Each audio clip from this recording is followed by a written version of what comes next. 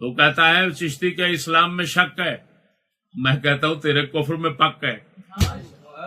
ٹھیک کہا ہے تو نے. تیرے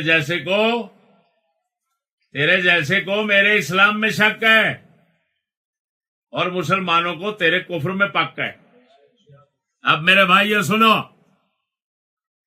قلب میں بھونکتا ہے دب، عربی لفظ ہے، اس کا معنی گھاس، اور یہ قرآن میں بھی آ رہا ہے. دب عربی میں لفظ دب ہے، یہ عربی لفظ دب کا، دب عربی میں کہتے ہیں گھاس کو، یہ عربی کا لفظ ہے، قرآن میں بھی آیا یہ لفظ دب. لاکھ لعنت ہے تف تیرے علم پر، تف تیرے بھونکنے پر.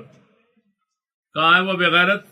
دب کہاں ہے؟ وہ دب نہیں ہوتا، پنجابی میں دب جس کو بولتے ہیں اس کو کہہ رہا ہے یہ دب مانا گھاس ہوتا ہے. لاکھ لعنت تیرے علم پر. کہاں لکھا ہے دب مانا گھاس؟ وہ بغیرت دب وہ ایک مخصوص پودا گھاس ہوتا ہے جس کی صفیں بنتی ہیں، پنجابی میں اس کو دب کہتے ہیں، سریکی میں درب. وہ ایک تیلے ہوتے ہیں جن کے جھاڑو بنتے ہیں نرم سے، ان کو درب بولتے ہیں. کہتا ہے اس کا معنی ہے گھاس. معنی بھی اپنی طرف سے کر لیا اور قرآن میں بھی آ رہا ہے. لاکھ لعنت تیرے مطالعے پر. تو نے قرآن پاک کو اتنا ہی پڑھا ہے؟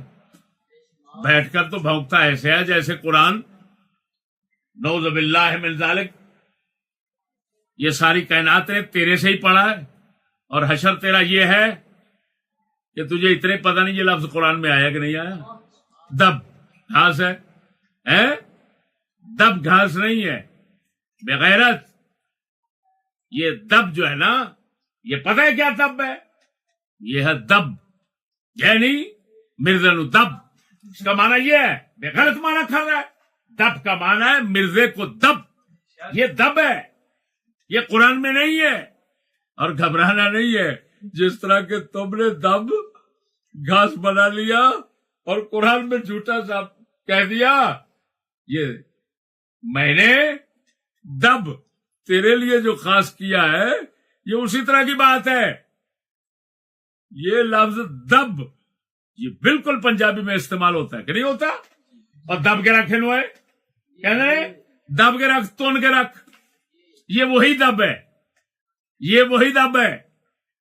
برمانی صاحب غور کرنا، آئندہ کے لیے ایسی طرح حرامزادگی سے بچے رہے.